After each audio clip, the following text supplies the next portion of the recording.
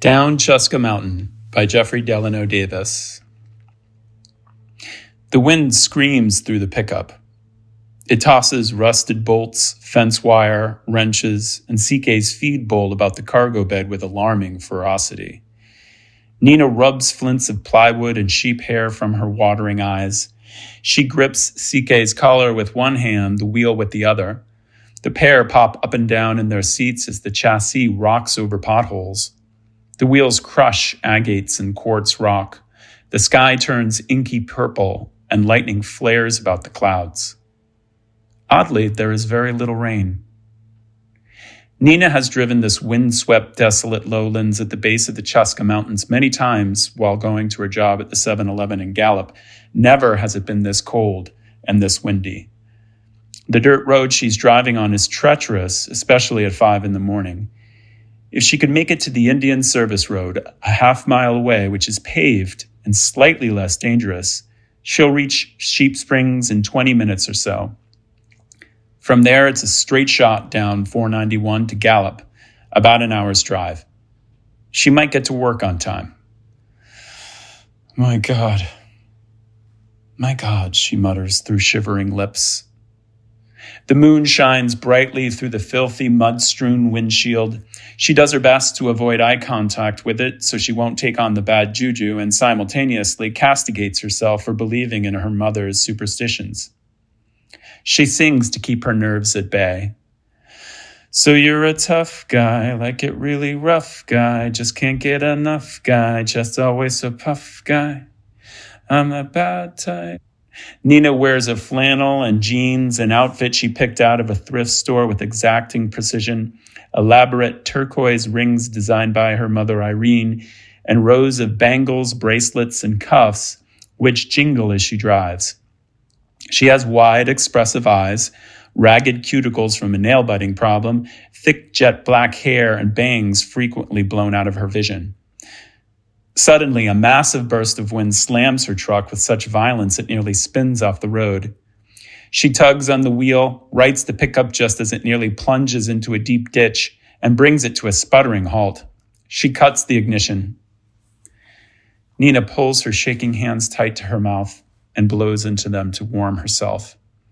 She plucks her whimpering pug from his seat and sits him in her lap. The Chuska Mountains, built like ancient ziggurats, rectangular, steep waves of clay, rise with precision from the vantage of her window. Each wave finishes with a sharp crest that juts faintly out of the blue-black sky. Nina feels chalky New Mexico dirt settle on her skin.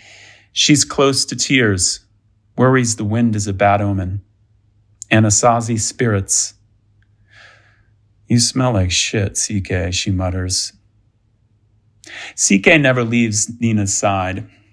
An extended absence while she was away at community college prompted panic attacks. She is an expert at formulating reasons for his presence and convincing people to accept them. Last week, a worker at the 7-Eleven found him lying mangily with his feed and water bowls by toilet paper rolls in the stockroom. Nina bribed the teen to keep quiet with a promise of a few flattering sketches, the meager cash she had, and a hand job at some undetermined date she regularly puts off. When she isn't hiding CK in the stockroom, she keeps him in the truck's cab, dashing out every chance she gets to run the air conditioner and fill up his water and feed bowls. Thankfully, he is usually sanguine about the matter. It is a temporary solution, but all she has are temporary solutions. She works Monday and Wednesday mornings at the 7-Eleven. It isn't much, but they're essential shifts. Management pays her under the table, allowing her to continue receiving unemployment. Her manager, an overweight 20-something white guy, spends most of his time at the store hunched over his phone, flipping through TikTok. She steals frequently. Nina earmarks the money for her mother. Groceries, gas, repair for their motorhome, feed for the sheep, winter coats, the list goes on and on. Life on the ranch is hard, doubly so since 2020, 3 years ago, when the Navajo Nation got hit by COVID and a drought that killed many of Irene's sheep. Suddenly, the wind dies down. The scene has an eerie, silent beauty as lightning forks light up the desert. Nina knows it is too cold for land spouts to form, but it is late August, and the land will warm quickly. Rain brings risks as well. When she was 5, she spent an hour in terror in the seat of her father's truck as he waded waist deep in brown water on these dirt roads. She remembers the twisting movement of his hips as he trudged through the rushing floodwater with a jute rope tied to the truck's fender and the calm, steady way he adjusted his Stetson. The rain will hold, she thinks. She turns the keys, and the pickup rumbles to life. Nina received a scholarship after graduating from high school a year ago to attend a college in Phoenix to get her nursing degree. She was studying for her finals 4 months ago, in late April, when her mom asked her to leave school so she could help on their farm in the Chuska Mountains. Before leaving school, Nina drew a pro and con list on a legal pad and tapped her pencil down the bullet points. The exercise was pointless. She would never turn her back on her mother. With a heavy heart but firm resolve, she put her degree on hold and packed her belongings. Back on the farm, she drives sheep through green pastures to dying streams, pulls ticks and thorns out of the sheepdogs, and stacks wood with her boyfriend, Cody, and the ranch hands.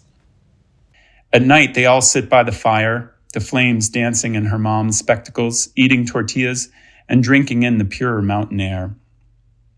Her mom is short and stocky with impressive strength despite her age. She has a tick in her right eye which acts up when she trims the sheep's hooves, something she does with increasing necessity. 1/10 of her herd has gone lame in the last year. On the rare occasions she isn't working, she retires to her cabin, where she spins yarn for sweaters for Nina and Cody on a creaky 40-year-old spinning wheel, patiently winding and unwinding the wool around the maiden with gnarled hands, pumping the treadle softly with her foot. Nina's dad abandoned the family when Nina was 17 after a drunken rage over the farm's finances. What delight on his face, like a baby playing with a new rattle, as he blew apart Irene's cabin with a shotgun. Boxes of rock salt, a washing basin, a 28 tub of fire barrier mortar which exploded and shrouded the room with a serene white mist.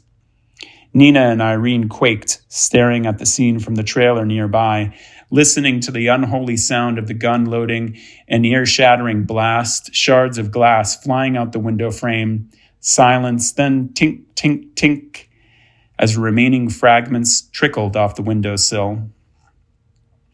As her father exited the cabin and headed toward the trailer, nearly tripping on a large tree root, Nina walked out to confront him. He stopped in his tracks, growled, and loaded his shotgun again. As he raised it toward his daughter and aimed it at her with surprising precision, Nina held up her hand defiantly. "I am the eagle that protects her home. I am your one and only daughter. If you harm us, evil spirits will tear your soul apart," she said, trembling with rage, sadness, and righteous indignation. Her father let out a gravelly laugh and lowered his gun. "They already are, Nina," he replied. For a moment, her father's hardened, craggy visage softened, and Nina felt pity for him. He stumbled to his truck and drove off into the wilderness, never to be seen or heard from again. Nina listened to his truck rumble down the mountain, then stood watching the evergreens where he departed, as if they could convey to her somehow how her present circumstances had come about. The press of her mother's palm in her hand broke her reverie, which unleashed a torrent of grief. They held each other for 20 minutes before beginning the long, slow process, both literal and figurative, of picking up the mess her father left behind. Sitting by the campfire at night often reminds her of sitting in her father's lap as a young child. The pungent smell of tequila on his breath, the way his fat hands lay loosely in her lap, how he liked to hum Willie Nelson songs, his face placid, lips moving gently. How can someone be composed of such terrible opposites, so peaceful and so hateful?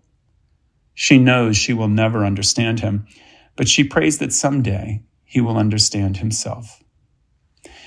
Nowadays, she is content to leave the unknowable alone, her father, the pandemic, and the vicissitudes of life on the reservation. There are moments of levity. The night before her drive down the mountain, Nina sketched in the trailer with Cody.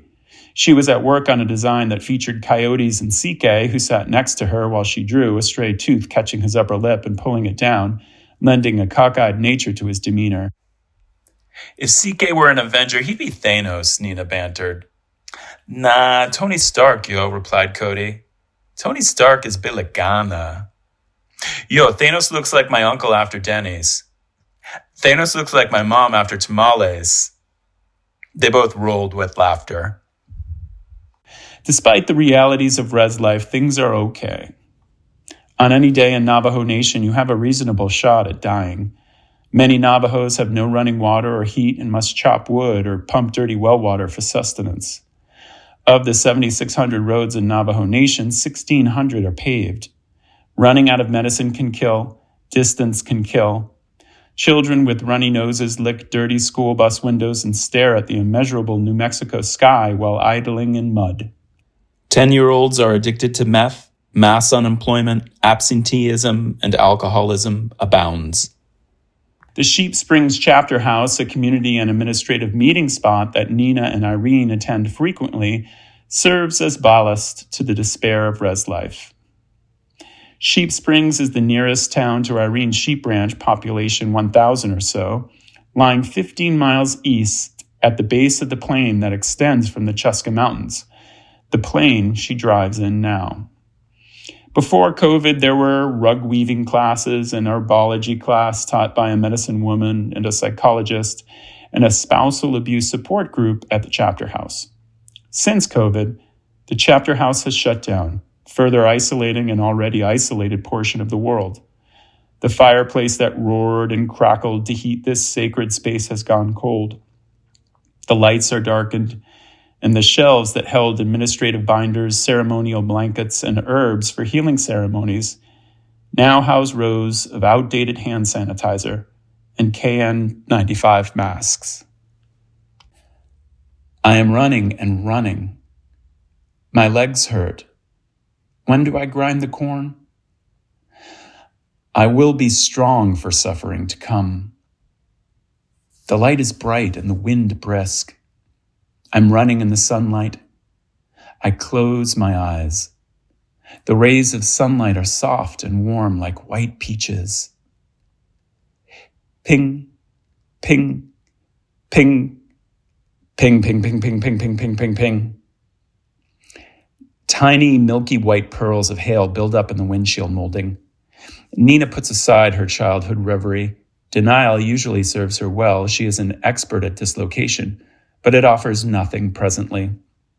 She slows the truck as the battery intensifies. Hail is better than rain, she thinks. She knows the soil is hard due to the drought and recent temperature changes. Hail will bounce off the dirt, but water will flow over it.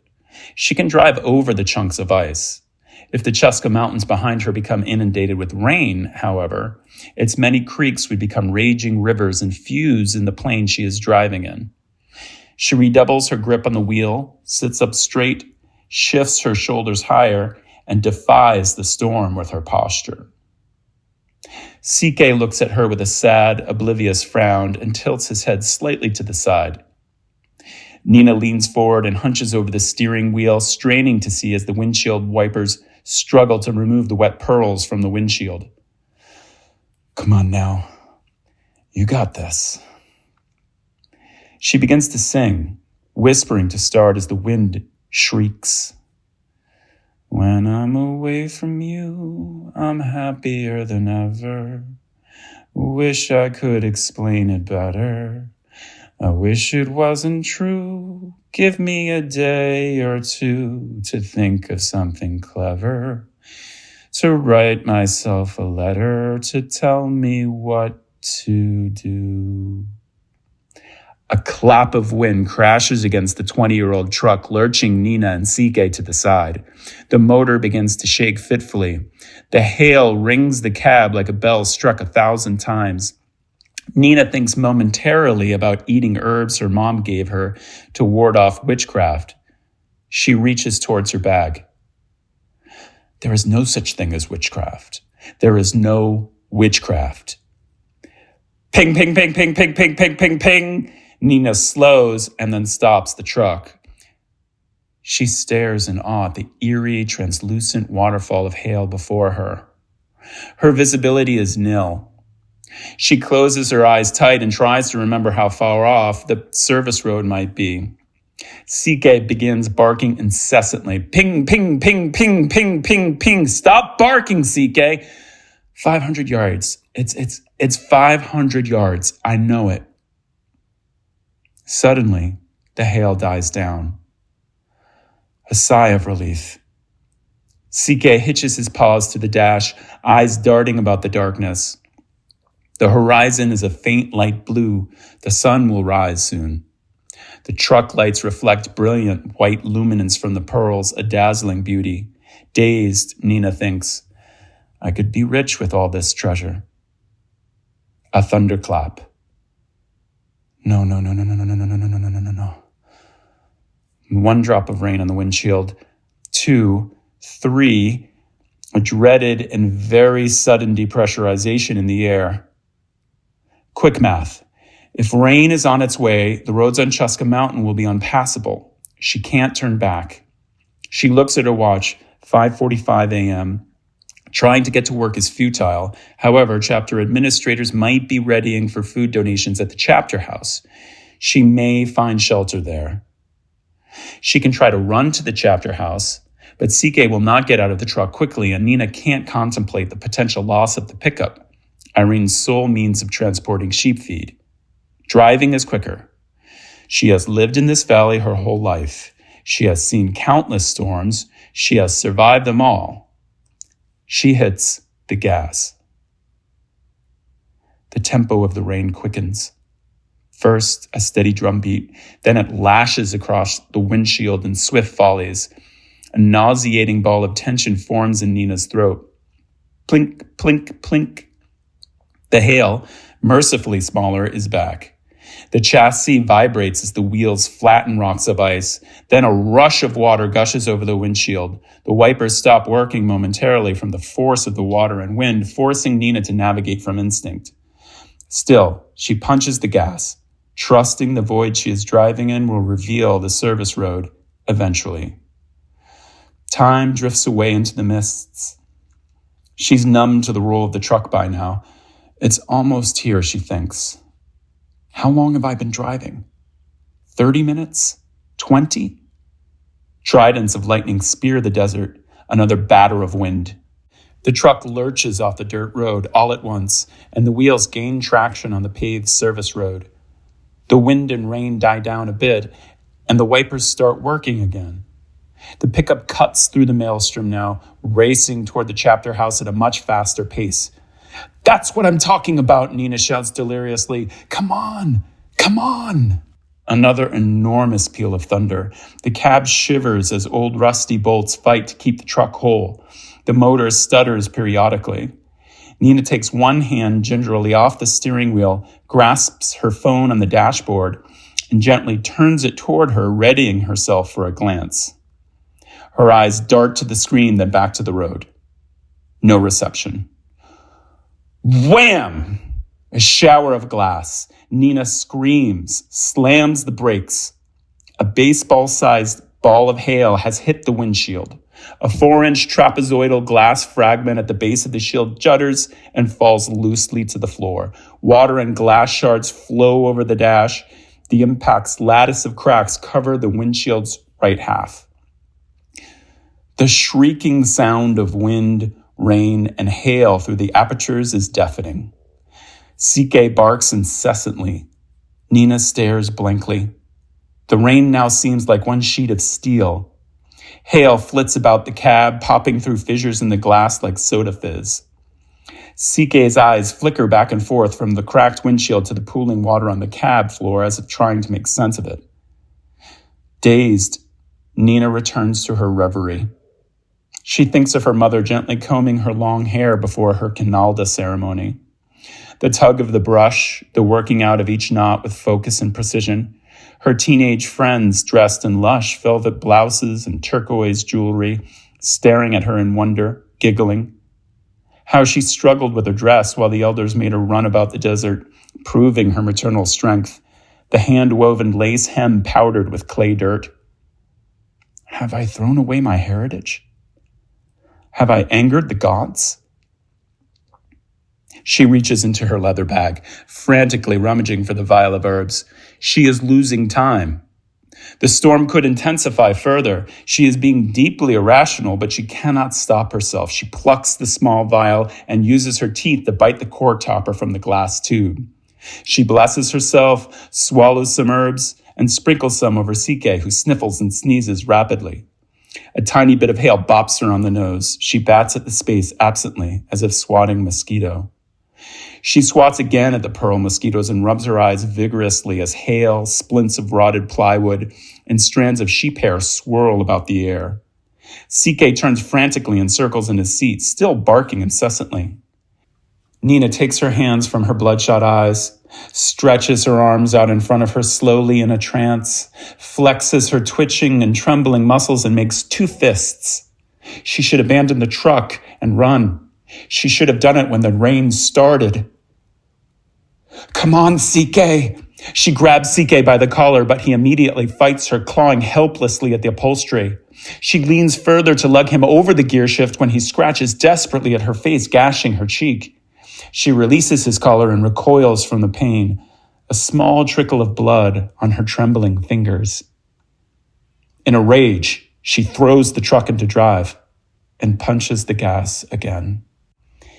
Digital swords cross in metaverses instantly dated by other metaverses. Cryptocurrencies rise and fall like digital ocean waves. Human fingers tinkle on computer keyboards while currents whirl about the atmosphere above, stars wheel about the solar system, and black holes consume suns somewhere in the void. And on Chuska Mountain, deep in Chuska Mountain, raging rivers pour over dry, hardened soil in creek beds, arroyos, and washes, culminating in a massive black wall of trees, mud, vegetation, and karma. Nina is a tableau of concentration, arms hunched over the steering wheel, eyes squinting, neck strained and face pinched, nose inches from the howling windshield. Water sops her boots and cuffs. She blinks her eyes rapidly to disperse the moisture and ice from her eyelids and retain a laser focus on spotting the chapter house. She is devoid of words, chatter, and internal communication. There is only the chapter house, which she assumes is about a quarter mile ahead of her. A deep rumble. The steering wheel, the rearview mirror, and the Michael Wolff ornament hanging from the mirror tremble. Sike has gone quiet, sitting helplessly in the passenger seat, head in his lap. Nina hears the rumble. She knows instantly what it is. She presses harder on the gas as the chapter house comes into focus to her great relief. She tries to determine if there are lights inside, but all she can see is the porch light, a few potted plants, an evergreen tree, and wire fencing. Suddenly, the light comes to dance a bit about the horizon, bobbing up and down, left and right, confusing her. The truck's momentum slows. The back gently fishtails to the right. Nina tries desperately to right the wheels, but the steering wheel turns loosely in her hand to her horror. The truck is floating. Oh God. Oh God. She quickly unbuckles herself. A frenzied struggle with the power window button. The window lowers most of the way down and then sticks. The rain and hail bite her like a viper. The rumbling grows louder. A burst of wind buckles the windshield, sending more water and glass to the floor. Nina squints her eyes, then sticks her head out the window. The water around the truck is about 2 feet deep, turgid, and spread far across the landscape. Logs, trees, and brush. A lone sheep bleats plaintively as it drowns in the thick mass. The truck pinballs off debris like a cutter in a storm. Nina turns toward the roar coming from the Chuska Mountains. Darkness. She collapses back in her seat, a dizzy, lost moment, then another. Her head shakes, blood pounds through her veins, and her heart feels like it will rip from her chest. She is bathed in ice fragments, rain, and sweat. Even her eyeballs tremble. Slam! The truck hits something and begins turning slowly. The water rises another inch. The dire wolf of clay and mud growls at her. How? How? Where did this start? What was the moment? She felt something inexorable all about her, a field of evil spun out of tension. Circumstance? Fate, perhaps? Was it witchcraft? Will she do nothing? Why won't her limbs move? What is this paralysis? She balls her fist to stop her shaking, which only makes her shake more. You must. The morning sun peaks above the horizon, and a few rays illuminate the frothing crosscurrents. You must push. Nina knows she needs her arms free to lug Sike out. She grips next to the gear shift with her right hand and the steering wheel with her left. She turns herself downward, her face inches from the coffee cup holder, climbs the door with her feet, sticks one leg out the window and then the other. Her thighs dip painfully into the tip of the window glass. Her shoulders twitch. Suddenly, the wind cracks against the windshield. The right half bursts. Glass fires like grape shot. Shards implant themselves in Nina's forearms. Hail bees buzz and sting. Sike lets out a heart-rending cry and scratches at his face, blood streaming down his jaw. The truck jolts to the left. Nina's arms shake uncontrollably as she tries to keep her grip. Her legs flail absurdly about the open air as the truck pirouettes. With each kick, her jeans dip deep into the water. Water and glass swarm over the dash. The water in the cab is up to the seats. We have to go now, Nina shouts above the howling wind. Nina releases her grip on the coffee holder and lunges desperately towards Sike. She grapples with the floundering dog, trying to find a grasp on his collar. Finally, she gets a firm hold and wrestles him toward the window, accidentally slamming him against the gear shift, prompting another agonizing howl. Please, Sike! Please! With another violent jolt, her grip breaks. Her hands scramble to stabilize herself. She clenches the steering wheel and the headrest, an iron cross. She presses her thighs against the door to counter the increasing spin of the truck. Her arms collapse, and she falls face down to the seat, ludicrously, as rainwater slaps her cheek. Her exhaustion is total now. The truck begins to sink in earnest as water pours through the driver's window, drenching her. She shuts her eyes to combat her growing disorientation. Water rushes over her face, a bitter taste of driftwood in her mouth. She makes one final, futile attempt to lift herself off the seat. As the water envelops her, she feels a part of the vast flood, a moment of delirious peace, like a seagull floating in the eye of a hurricane. No. The wolf catches up. A cresting explosion of trees, rocks, earth, two souls, and a pickup surge past a lone figure in the chapter house, swallow potted plants and fencing, rise far above Route 491, and crash on the other side of the highway. Mom, are you here? She thinks.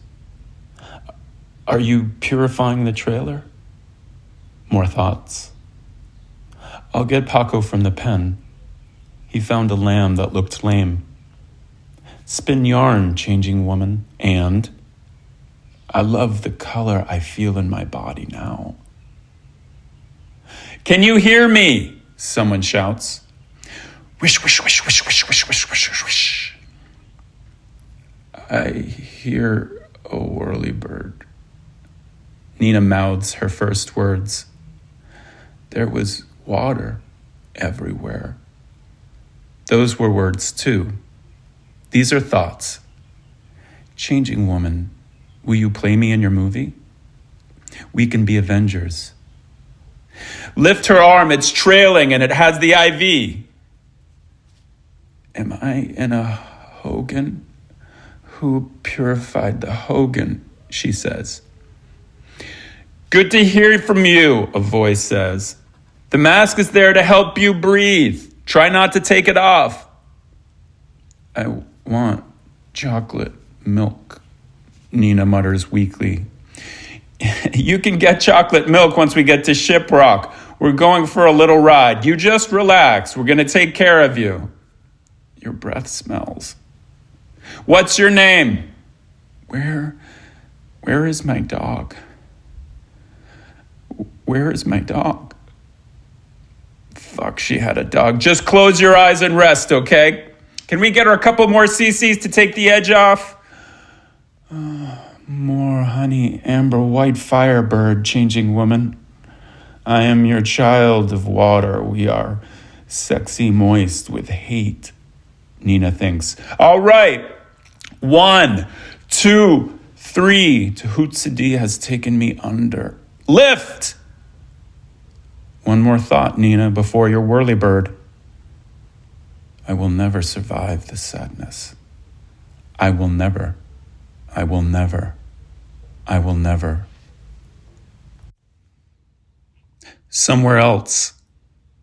Bright phosphorescent lights. Squeak, squeak sounds like sneaker soles and rolling hard rubber wheels. More light. Different light. The rose color is your eyelids, say I. I am running and running. My legs hurt. When do I grind the corn? The wind is bright. I will be strong for suffering to come. Yes, you will, my child. Come to me. Fractured lumbar, possible acute subdermal hematoma. The light is bright. I love the wind. I'm running in the sunlight. I'm not there anymore, changing woman. It is my Canalda. Found semi-conscious, 2 sheep farmers. She's fortunate. Good morning, Nina, comes a voice. Can you talk? Yes. Good. How do you feel? My head hurts. How do you rate your pain on a scale of 1 to 10, 10 being the worst pain imaginable? 9. No, more. So, 9. Okay, try not to touch your bandages, sweetie. I'll be right there. So, quickly, where am I? 100 milligrams ketamine to take the edge off, diluted with saline to 10 milligrams concentration, propofol, midazolam. You're in a hospital, sweetie. Hospital? Yes, Shiprock, Northern Navajo. I feel bad. I don't. Her IV fell out. Can you hear me, Nina? Yes, I feel dizzy. You've been through a lot. Vasovagal, I think, through 63, 58. Where's the saline? She's fading fast. I was running on my Canalda. I can't spike her. Her veins are minuscule. Don't spike her. Keep fluids minimal. We don't know what this is yet. It's light now. Bright light. I'm still running. Nina.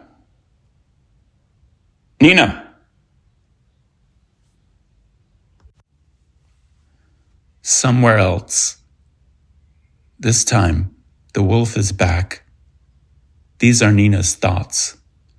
Trees, mud, wolf is back. Just beep, beep, beep machines now, changing woman, and so much pain, like blood roses in my eyes and face. Violence is delicious, says I. Where is my mom? Where is my mom? A real voice, not a thought. It's coming from Nina. I am here. I am here with you. You are not my mom. You are a witch. She's okay, just groggy. She may disassociate. I'm here, Nina, says Mom. Let me touch your hand, please. We're suctioning out. This is a witch's hand. You are a witch. No, no. You are my mother. We're suctioning out the blood. Oh, Nina, don't cry. Can you get some tissues, please? Can I hug her? Says Mom, gently. You're gonna make it, Nina. Hang on. Very gentle, very gentle. Try not to go near her head. Watch the tubes. My head hurts so much.